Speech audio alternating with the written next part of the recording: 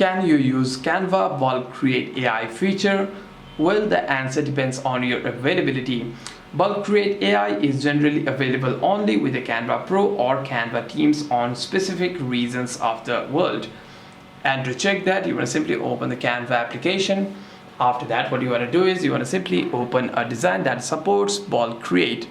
Go to your designs, select one of your designs that supports your Bulk Create, and here you want to simply, and once you're inside the design, you want to simply scroll here and you'll be able to see an option called Bulk Create. You want to simply tap on Bulk Create, and if you have the premium feature, you'd be able to see an option called Bulk.